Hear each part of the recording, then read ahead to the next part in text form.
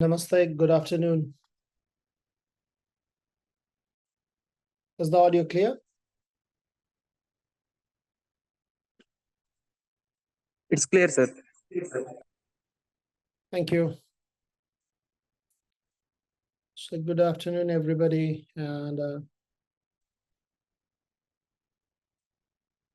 we're here for one more session and got a talk on a very interesting topic. And that also just for about 45 minutes. So it's going to be really a bit of a short of a time, considering the vastness of the topic. This is undoubtedly one of the topics that I love exploring on myself.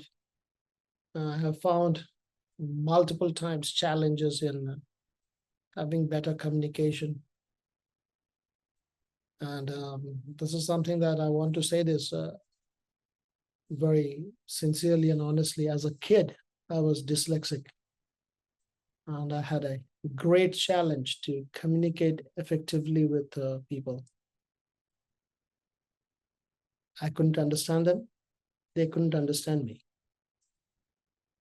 And so there was a lot of confusion in the whole process. And then over the years, as I started, not necessarily by a choice, being born in India, you have parents who says, okay, the psychologist is not available around the corner, so they take you and they drop you in an ashram or they put you in a yoga class and you start learning and practicing yoga. So that's what happened to me as well. And I don't regret that they made such choices, because over the years I could explore how I can communicate better with myself, how I can communicate better with the world around me. And this happened so that now after 30 years, I have run many workshops and training programs spinning around yoga psychology and the psychobiology of yoga and Ayurveda across the world to some of the quite well-known organizations as well. And I'm going to present some of the very fundamental basic ideas here with you guys. Please don't consider this to be a monologue. I'm happy to see some faces present here. So talk. I love when you talk. The communication is not standing in front of a wall and talking. And definitely it's not like staying in front of the screen and talking as well. So without any further ado, the first and foremost thing that I'd like to bring in the table is communication of any kind as a form of energy exchange. And this energy exchange happens much before anyone has opened their mouth and spit out the first word. I'm not just talking to you, or we are not just communicating with each other for the last 3-5 minutes. I'm talking. You walked into this room, maybe you saw my picture, my profile picture, or me, my video was on and I was not talking. We started a communication then. I said, I don't like this guy, or okay, God knows what he's going to say. I already know the subject. And there are things that happen in your mind. And much before I said hello or namaste to you, I logged in and I saw you guys over there. And my energy interacted with your energy. And this is not some kind of like a spiritualizing communication and making it sound more holistic. This is the fundamental of communication. You might have experienced something very similar. Let's say you're flying and you're transiting through an airport and you sit next to a person, have no clue about the nationality or anything about the person.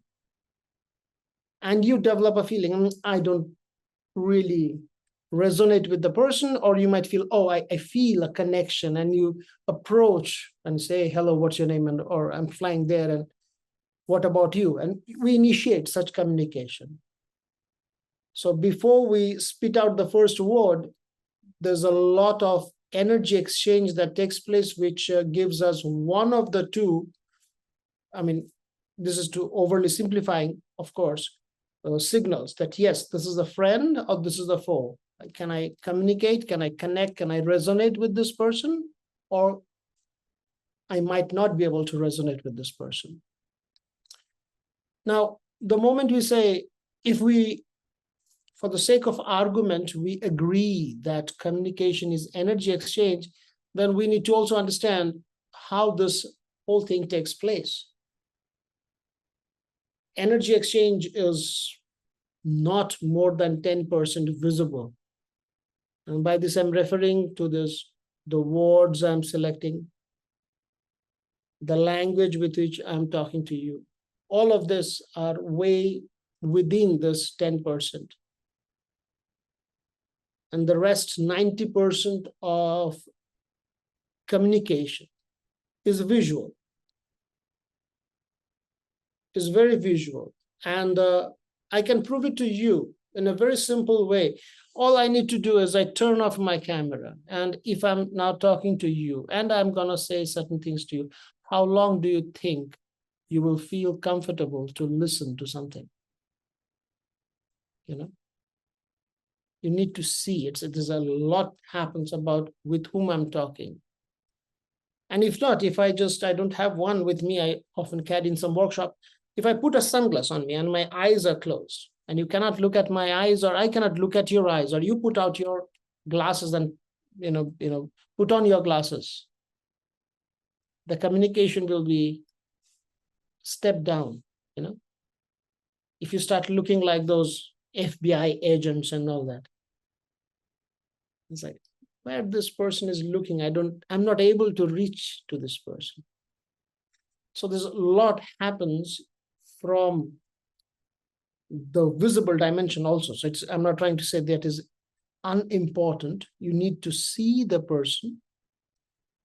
And if you will be able to have a better glimpse of me, a better view of me, the communication will be much more better.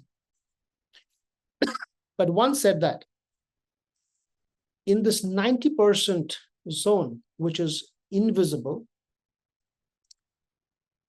that's the zone where we can bring in a lot of mindful work, excuse me, where we can really enhance our game. But before I go any further, if I may ask you this one simple question. Do you feel there is a room for improvement in the way you communicate?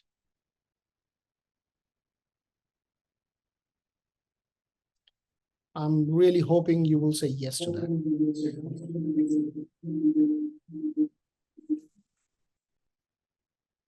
And the second thing is, have you ever ended up, or how often do you end up in a conflictual stage, in a state of argument, disagreement, because of lack of communication? Your intention was pure. All you wanted to say something nice, something benefiting. You wanted to give a feedback. You just wanted to tell your partner how he or she can improve something, right? But it ended up in an argument. It ended up in a conflict, right? It happened to us. It happened very often to me, even though this is a subject that I consciously try to study and practice. And this happens because even though the intention is there, that I want to communicate, but we fail in communicating a lot because we are unable to establish a circuit.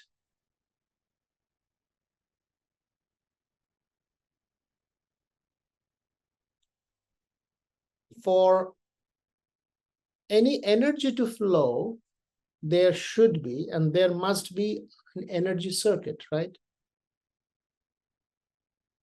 And this is what I try to draw here. In an electrical circuit, you cannot just put on the circuit into the plug point. You need to have a switch that connects, that creates the energy loop where the electricity can flow, and whatever the outcome is. I try to draw a bulb. It can be your cell phone that you want to charge. It can be your laptop. It can be a microwave, whatever it is. And equipment has to function. Sometimes our switch are faulty. And when I use the word faulty, it means sometimes they connect. And when you want to disconnect, you cannot stop it. Sometimes that happens to us, right? We cannot stop thinking about certain people, and the argument is over, the person has left, and we are having a communication in our head. We are still cursing that person, and we are having a mental conversation. Sometimes we could be in front of our computer, we need to work and whatnot, but in our mind, we are still plugged into an event which happened before. So we cannot establish connection.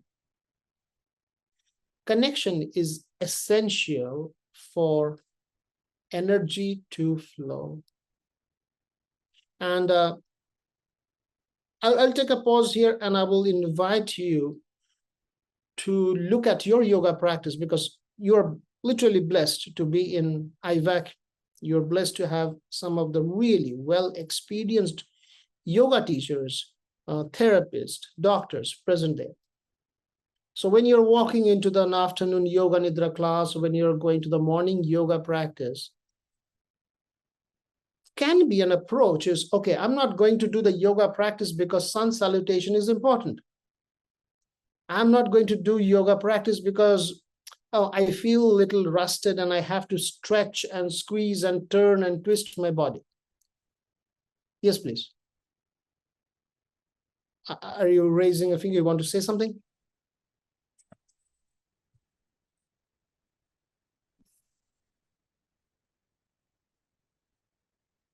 Is it okay? Should I continue?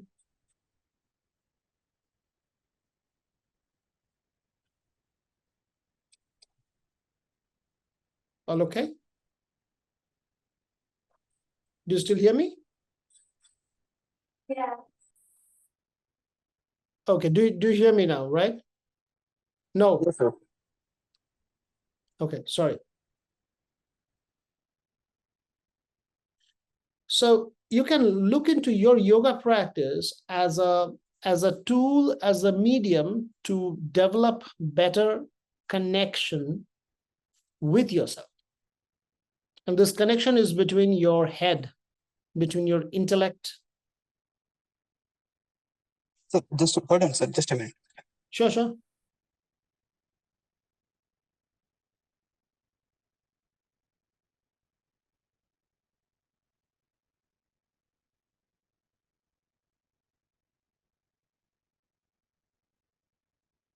Is the internet is a little slow?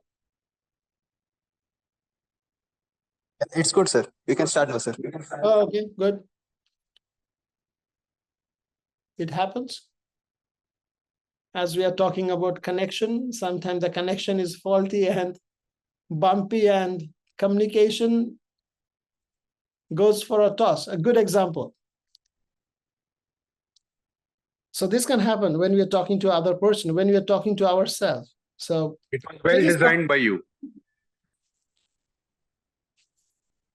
Can you repeat, sir, please?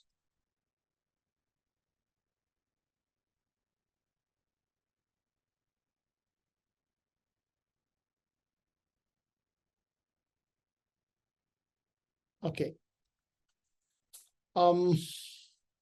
So this is one of the things that that we need to keep in mind on having a better connection. And the connection is the yoga is one of the wonderful tool to develop that connection within ourselves. You can start with the hatha yoga, with the pranayama, the breath work, the meditation. They're all helping us to connect to the different aspects of ourselves.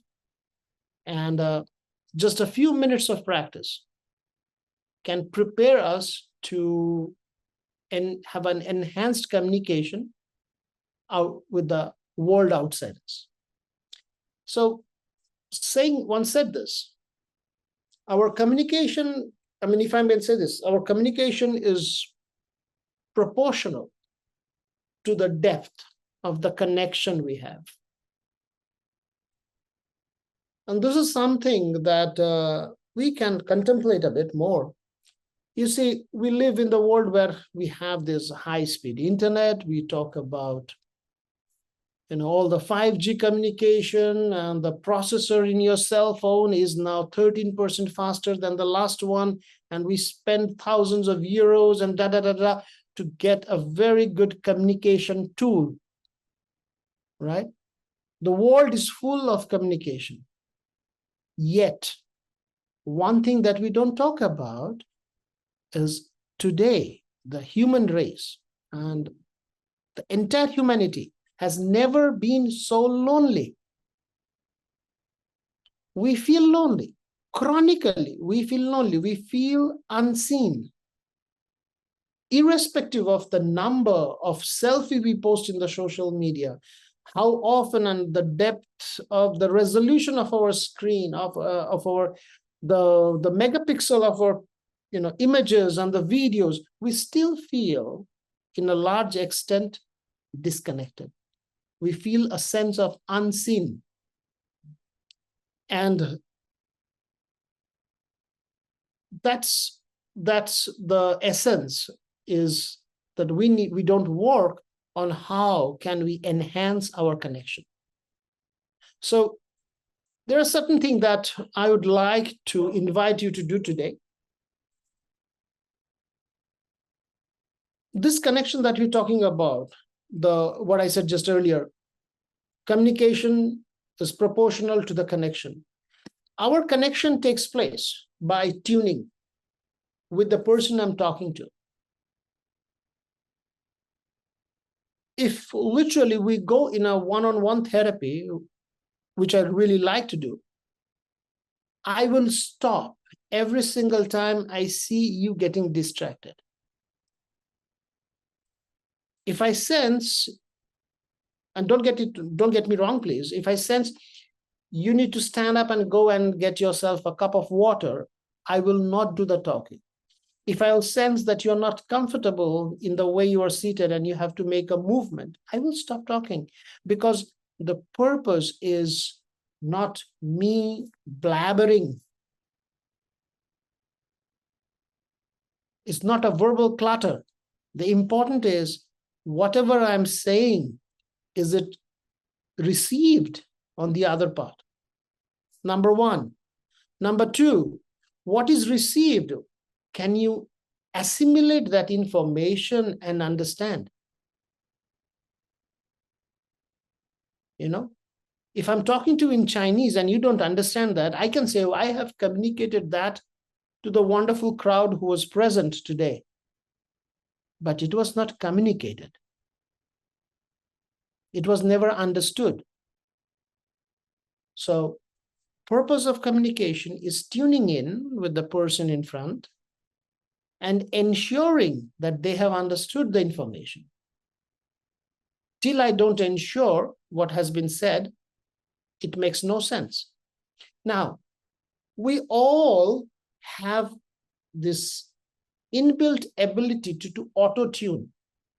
Anything which gets interesting, if I start moving my hands a little more, and if you're looking at the screen, eventually you will get slightly more present.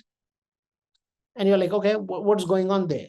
Something is moving, and I want to listen. But this, if it continues for more than 10 minutes, 15 minutes, then you can zoom out if I don't play with my tonality, my speed, the pause, the rhythm, you will slowly zone out.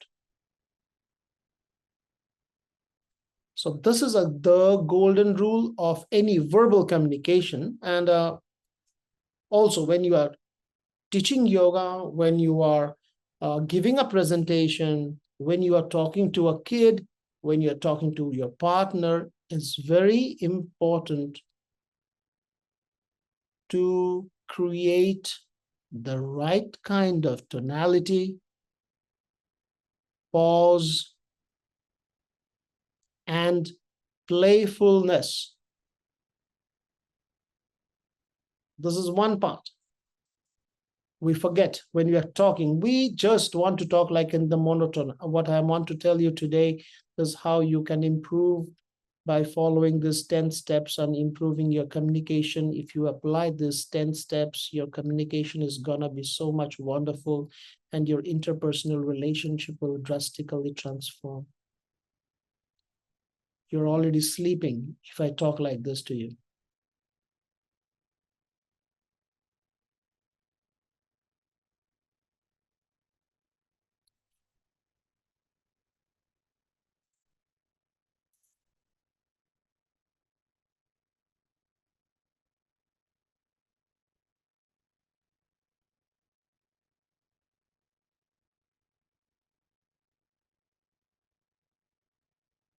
You can start, sir. I love this. What's happening? Lot of practical experience on improving communication. So I don't know what have you heard, what I was saying before. I was trying to give you an example. If we speak in monotone, we will lose the person. So playing with the verbal modulation is a key factor in communication, and not only the word selection. And this part will not happen in auto-tune. Here you have to manually practice and perform that thing. How and at what speed you will talk, when you will slow down, and how much you will slow down. This has to be practiced to get a wholesome experience of communication. And I'm going to leave you with this practical tool just in a moment. But before that, remember, as I was telling you earlier, sending a message is not equal to communicating a message. Communicating a message in a psychobiological way means my whole being is transmitting that information, and my whole being is listening to that information. And how are we going to do that?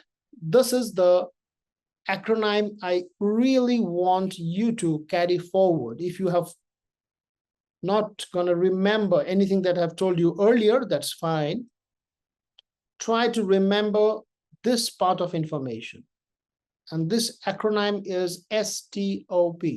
These are the 4 cardinal rules of improving your communication.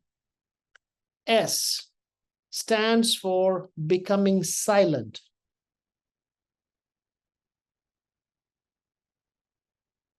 Become silent when you want to listen.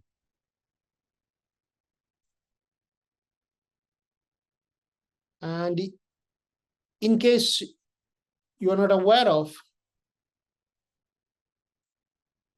the spelling of silent and listen, they use the same alphabet. The more silent you are, the more you enhance your ability to listen. And the silence is not only up here. The silence has to be there also in the body. A certain amount of calmness is necessary for you to be able to listen. Maybe you know a friend who has gone through a similar experience, that his or her partner said, when I'm talking to you, you are not here. I'm talking to you and you are not present.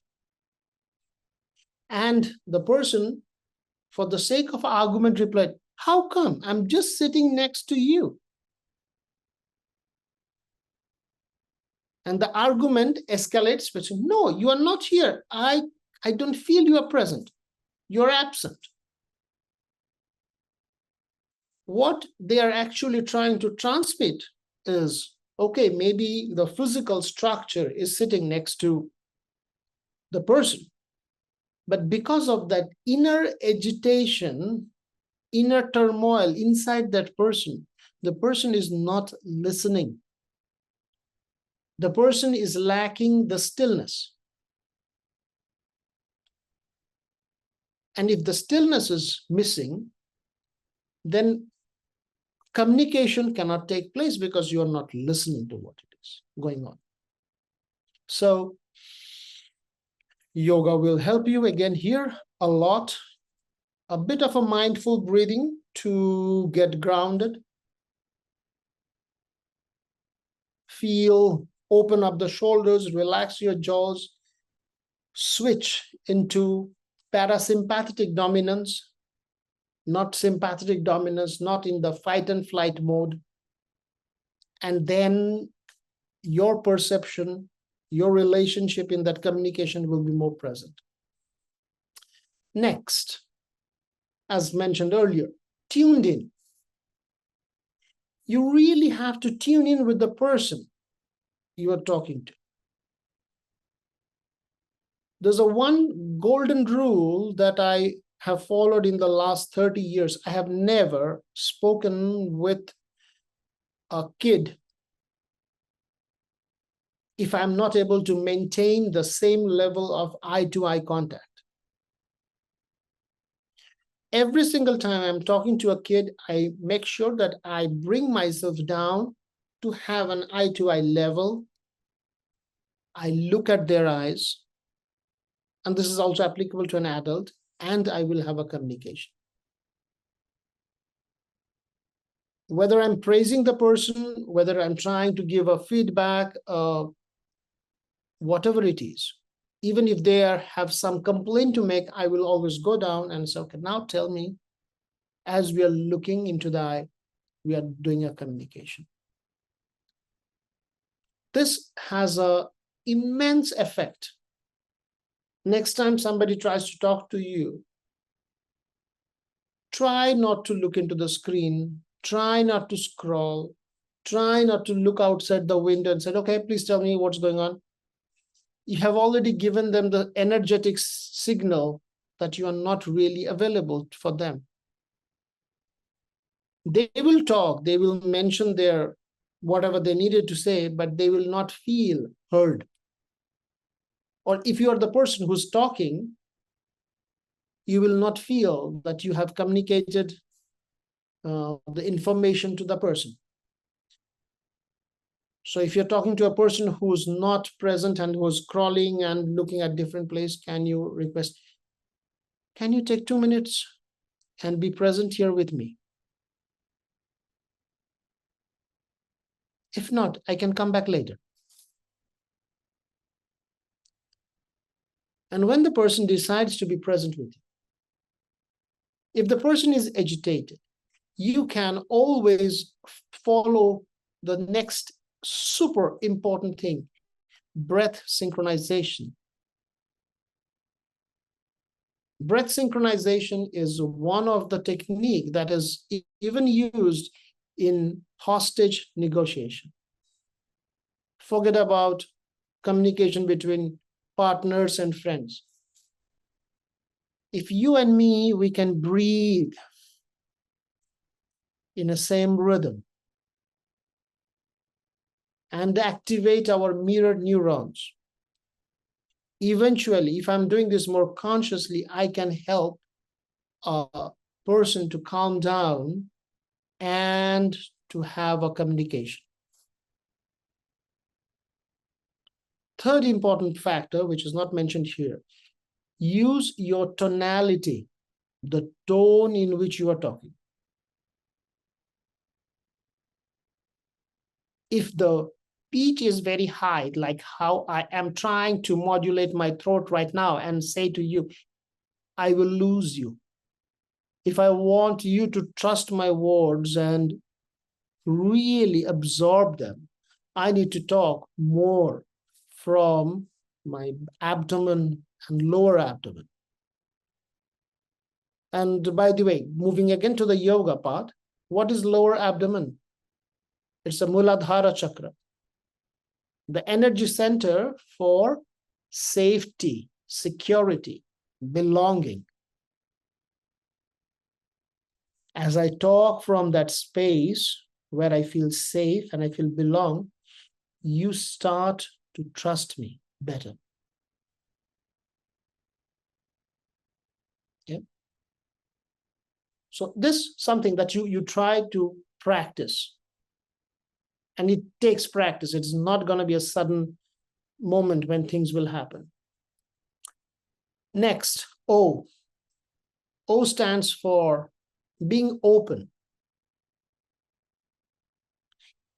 not opinionated. We always have an opinion. When somebody tries to say something to me without thinking, I said, no, come on, that's not the right thing to do. You should do this.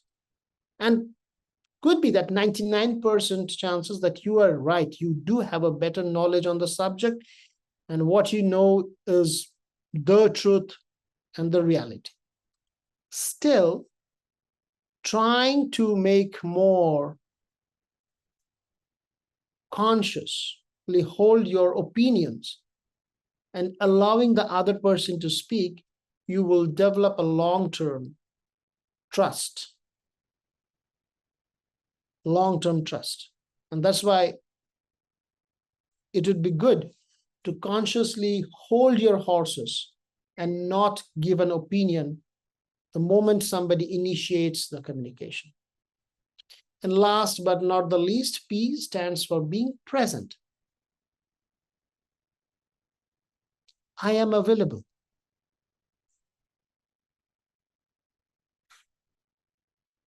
This I can say, again, from my personal career experience, at least 80% of the conflicts that the couples, the friends, the colleagues have, they can solve it just by being present. I want to be present. I don't know better. I cannot offer you a solution. I really cannot help in any ways, but I am present and I can listen to you talking. Oh, this is sacred. This is healing. This is like getting 2 hours of Abhyanga and Shirodhara and whatnot. And you come out like, oh my goodness, I spoke and my partner or my friend, she was listening to me. She was present. You know? So just this much. Become silent internally. Becoming silent means control your breathing, be present, relax yourself, tune in with yourself and with the person, eye contact, tonality, body language. Become open, not opinionated. Hold your horses till you should be the last person to talk. And finally, remain as present as you can be. Follow this, and I can give you like a prescription RX. Do this for 21 days and your communication will improve. That would be all that I wished to talk to you today. If you have questions, we still have 5 minutes and we can have a little bit of Q&A.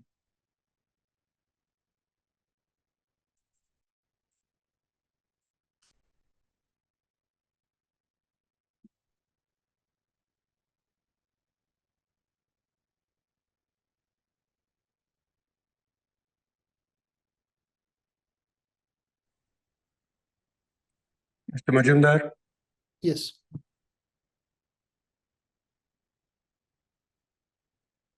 Mr. Majumdar, can you hear me? I hear you perfectly.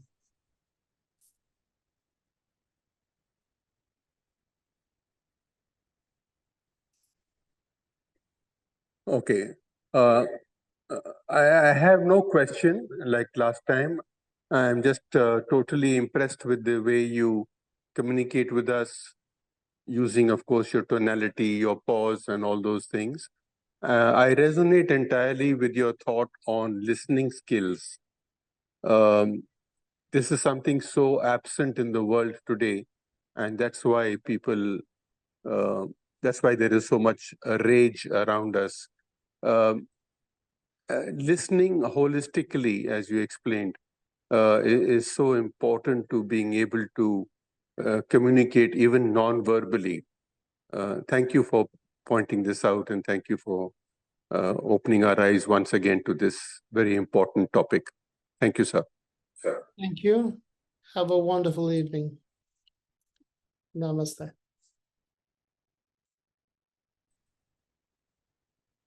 Hello. Hello.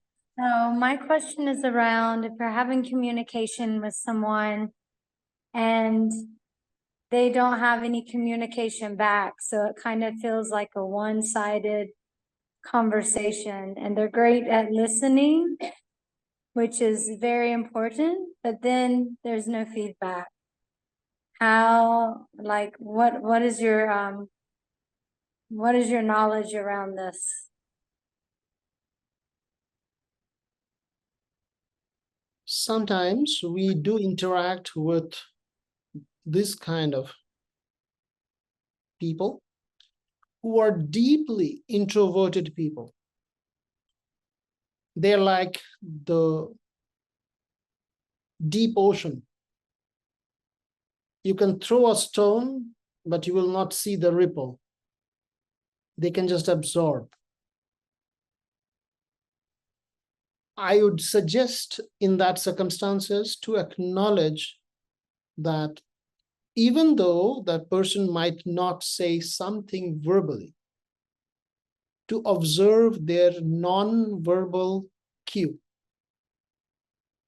to feel the energy after you have said something. Are they listening like you are talking in front of a wall?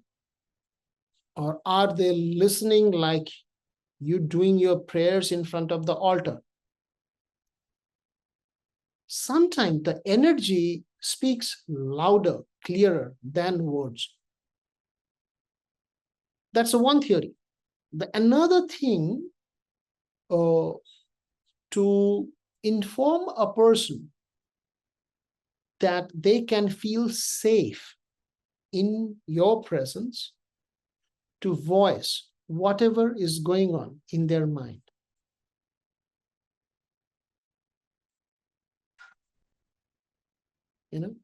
So if they feel safe, maybe they will open up. Maybe they won't. But pay attention to the energy. Pay attention to the energy. I personally had an experience to be in presence of somebody who was completely paralyzed. Apart from moving a little bit of his finger, couldn't talk. But I know every time I was talking to him, he responded loud and clear through his energy and communicated whatever was essential to be communicated. So pay attention to that part as well.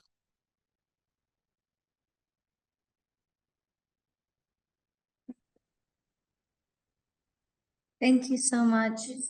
Most welcome.